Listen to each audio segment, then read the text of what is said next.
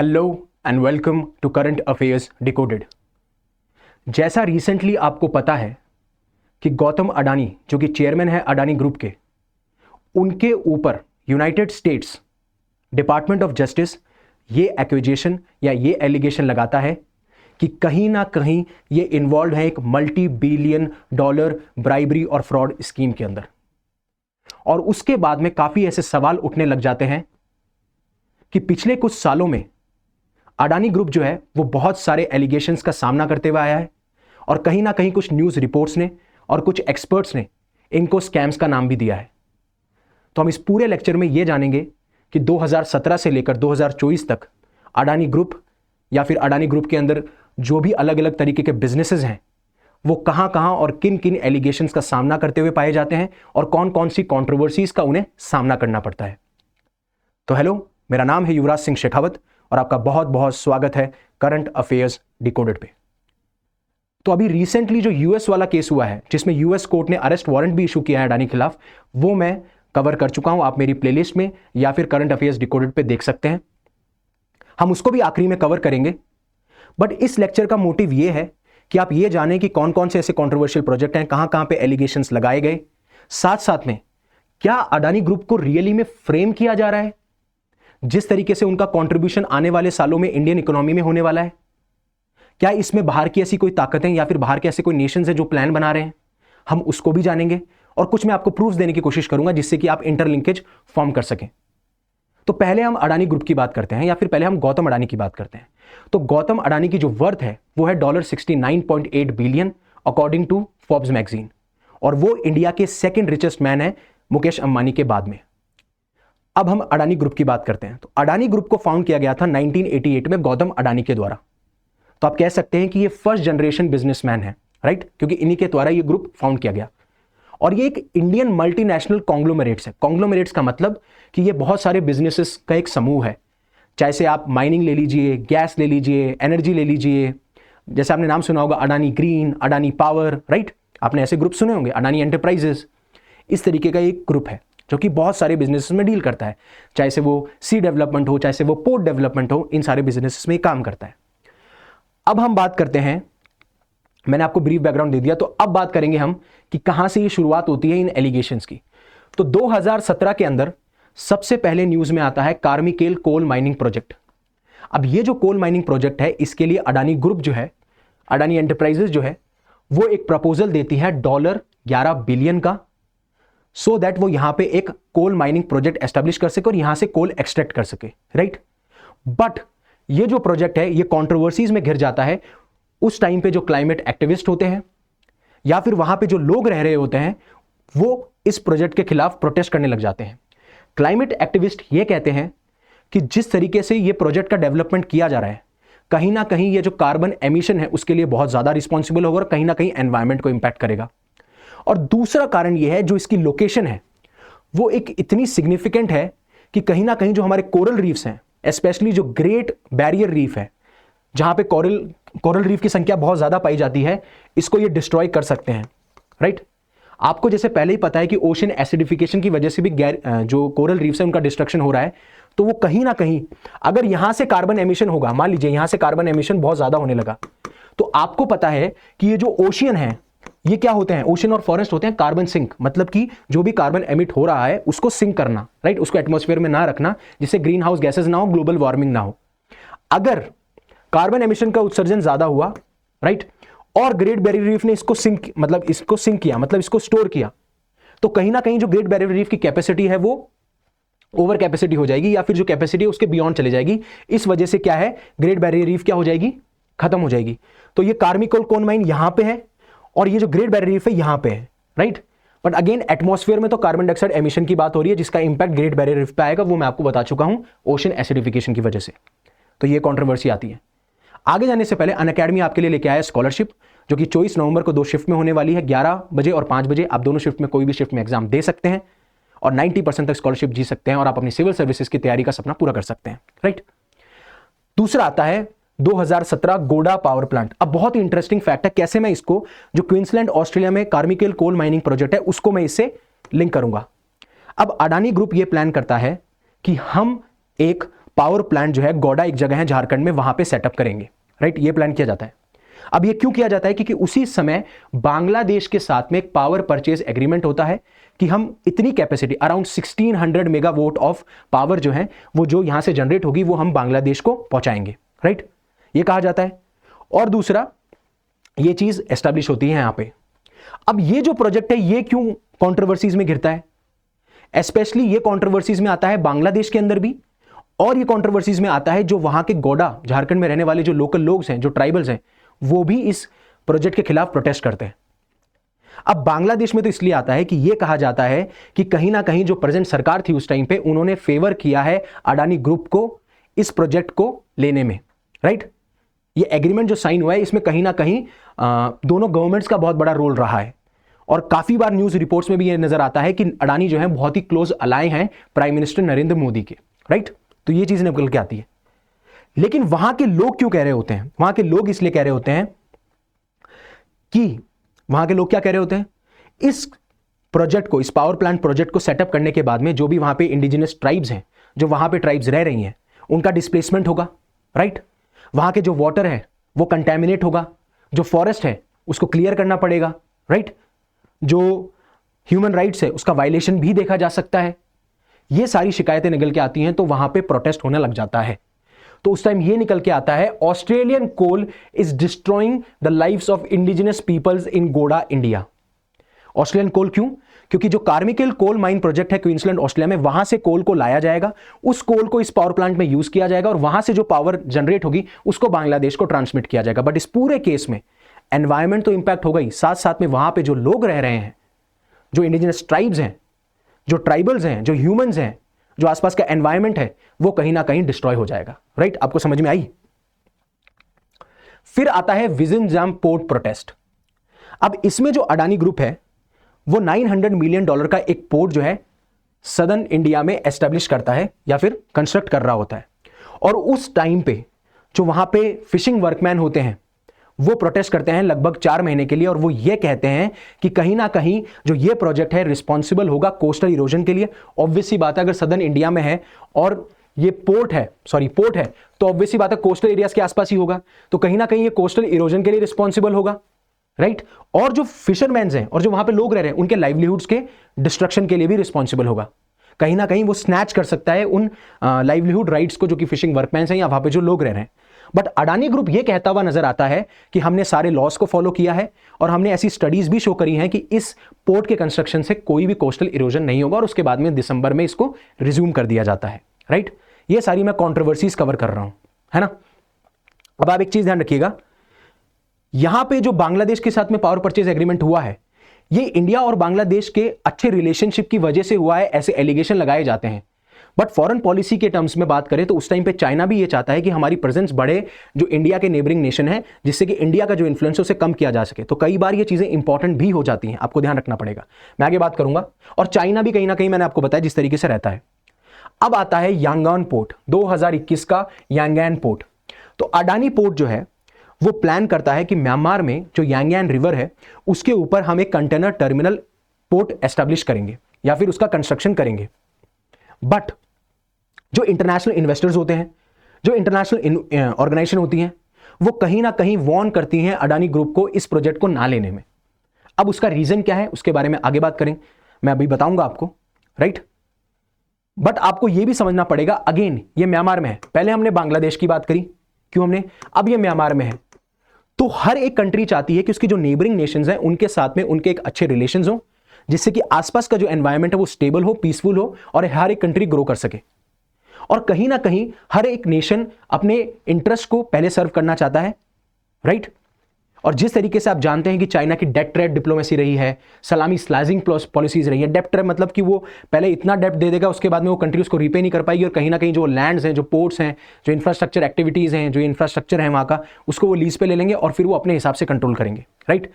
तो अब इसमें क्या होता है, इंटरनेशनल इन्वेस्टर्स ऑर्गेनाइजेशन, पहली बात तो यूनाइटेड नेशन वार्न करती है सारे फॉरेन कंपनीज को इंक्लूडिंग अडानी ग्रुप को कि आपको यहां पे कोई भी कंस्ट्रक्शन नहीं करना चाहिए, क्योंकि ये जो लैंड है वो म्यांमार की मिलिट्री ओन्ड एक ऑर्गेनाइजेशन है, एक कॉरपोरेशन है, उसके द्वारा ये जो लैंड है वो लीज पे दी जा रही है। अब ये यूनाइटेड नेशन क्यों वॉर्न कर रहा है इन कंपनीज को? क्योंकि कहीं ना कहीं ये जो म्यांमार की मिलिट्री ओन्ड एंटरप्राइज है वो इस लैंड को, क्या नाम क्या है, लैंड को क्या बोलती है, ये लैंड उनके पास में है। तो अगर ये लैंड लीज करेंगे किसी पोर्ट को तो इनकी जो फाइनेंशियल कैपेबिलिटीज है वो बढ़ेंगी, और फाइनेंशियल कैपेबिलिटीज अगर इनकी बढ़ती हैं तो इनके पास में पैसे होंगे, ये वेपन्स खरीद पाएंगे। और जिस तरीके से म्यांमार में कूप हुआ था वो इसी मिलिट्री ओन्ड ऑर्गेनाइजेशन के थ्रू हुआ था जब इन्होंने इस एंटरप्राइज को सेटअप किया। तो जहां से ये पैसा आ रहा है वो इस एंटरप्राइज में लगा रहे हैं, और वो पैसा जहां से कमा रहे हैं वो इन मिलिट्री ऑर्गेनाइजेशन के पास में वो पैसा हो रहा है, जमा हो रहा है, और उसका वो यूज कर रहे हैं वेपन्स में, killing of so many peoples, violation of human rights, वो सारी चीज देखने को मिलती है। तो यूनाइटेड नेशन यहां पे वॉर्न करने को नजर आता है कि कहीं ना कहीं ह्यूमन राइट्स का वायलेशन होगा, मिलिट्री की जो म्यांमार की मिलिट्री है उनकी फाइनेंशियल कैपेबिलिटीज बढ़ेंगी, इसलिए आप ये मत चीज कीजिए। बट फिर भी ये चलता है, राइट। मैं इसका इंपैक्ट भी बताऊंगा कि जब यूएस ने एक्विजिशन लगाया है तो उसके बाद में केन्या में जो एयरपोर्ट प्रोजेक्ट्स हैं या फिर जो एनर्जी डील्स हैं, बांग्लादेश के हाई कोर्ट ने क्या कहा, राइट, श्रीलंका क्या सोच रहा है, इन सारे के बारे में बात करेंगे। अब बात करते हैं 2022 की श्रीलंका विंड पावर प्रोजेक्ट। अब इसमें अडानी ग्रीन जो है वो क्या करता है, श्रीलंकन गवर्नमेंट के साथ में एक डील में आता है जिसमें कि वो विंड पावर जो है वो सेल करेंगे, कुछ ऐसे प्रोजेक्ट जो वहां के श्रीलंका के नॉर्थर्न प्रोविंस में एस्टेब्लिश किए जाएंगे या फिर कंस्ट्रक्ट किए जाएंगे, राइट, ये वाली बात आती है। अब वहां के जो एक्टिविस्ट हैं, क्लाइमेट एक्टिविस्ट, या फिर वहां के जो रेजिडेंट्स हैं, वो भी अगेन कंट्रोवर्सी, मतलब वो भी अगेन प्रोटेस्ट करते हुए नजर आते हैं। वो ये कहते हैं कि किस तरीके से ये जो प्रोजेक्ट है वो इंपैक्ट कर सकता है जो लाइवलीहुड है वहां के लोगों का, जो बायोडाइवर्सिटी है, जो क्लाइमेट है, जो एनवायरमेंट है, उसके खिलाफ ये चीजें हो सकती हैं। ये सारी चीजें कहता हुआ ये नजर आता है श्रीलंका विंड पावर प्रोजेक्ट। और जनवरी 2023 जो आपको पता है हिंडनबर्ग रिसर्च रिपोर्ट बाहर निकल के आती है और वो अडानी ग्रुप पे ये एलिगेशंस लगाती है कि ये कहीं ना कहीं अकाउंटिंग फ्रॉड्स करते हैं, ये स्टॉक की जो प्राइस है उसको मैनिपुलेट करते हैं, राइट, और जो टैक्स हेवंस हैं वहां पे शेल कंपनीज को एस्टैब्लिश करते हैं जिससे कि ये स्टॉक प्राइस को मैनिपुलेट कर सके। अब मैं आपको पूरा बताऊंगा कि क्या शेल कंपनीज होती हैं, क्या टैक्स हेवंस होते हैं, राइट, और किस तरीके से ये स्टॉक की प्राइस को मैनिपुलेट करते हैं, राइट, मैं पूरा बताऊंगा। और साथ साथ में ये तो कहते हुए नजर आते ही हैं, बट अगस्त में भी 2023 के अगस्त में ये कहा जाता है कि जो यहां के रेगुलेटर हैं हमारे, ठीक है, सेबी के जो रेगुलेटर हैं वो भी कहीं ना कहीं इस पूरी प्रक्रिया में इन्वॉल्व थे।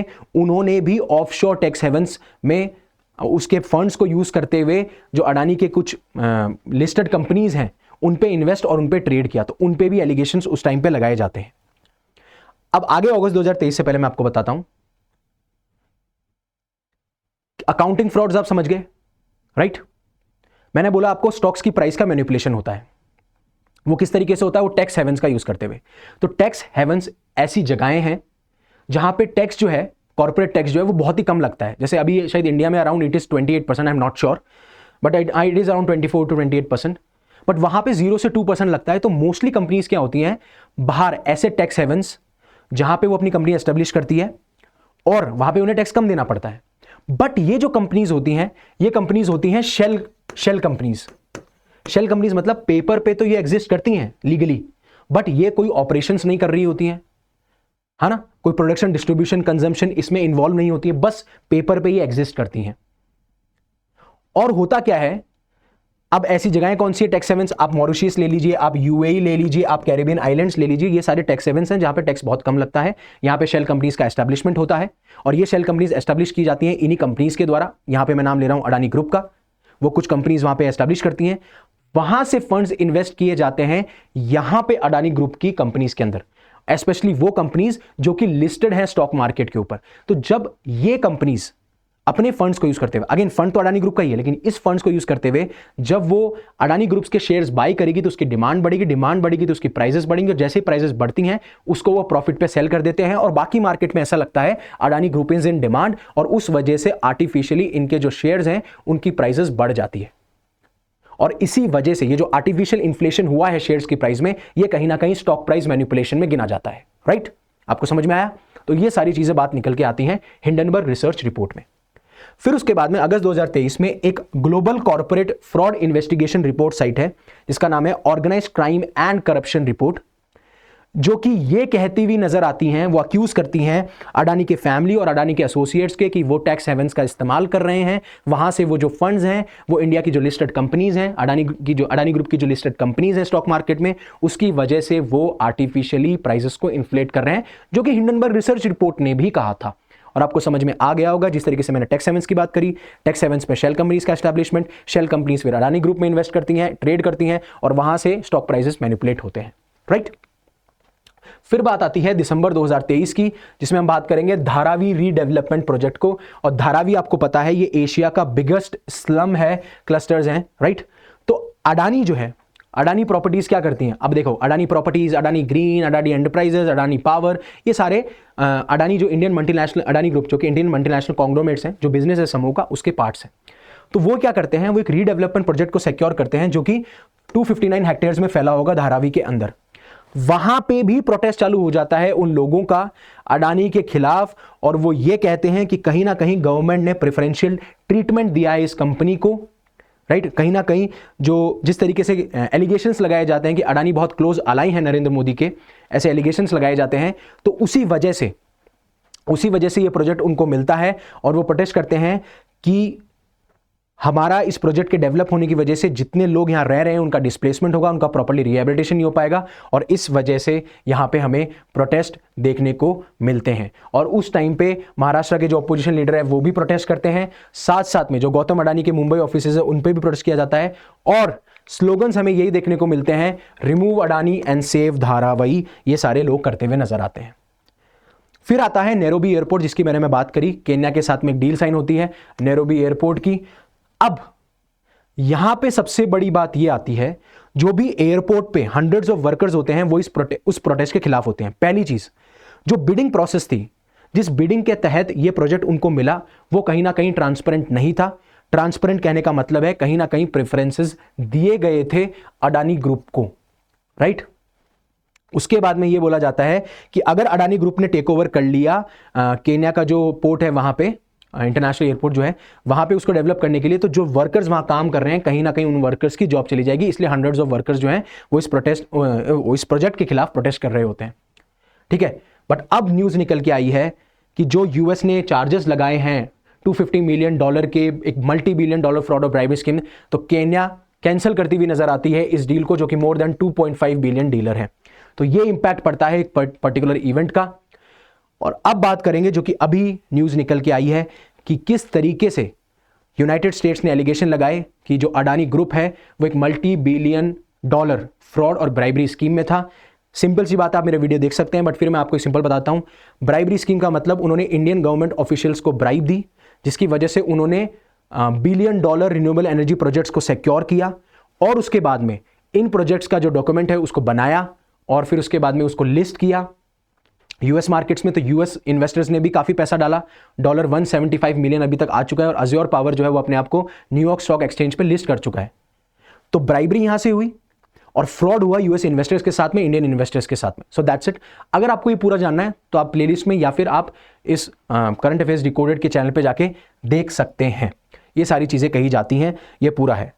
तो अब आपको ये देखना होगा, बांग्लादेश के हाई कोर्ट ने इन्वेस्टिगेशन चालू कर दी पहले, जब इन्हें लगा कि कुछ इसमें झोलझाल है, जो बिडिंग प्रोसेस है वो क्या नाम है ट्रांसपेरेंट नहीं है।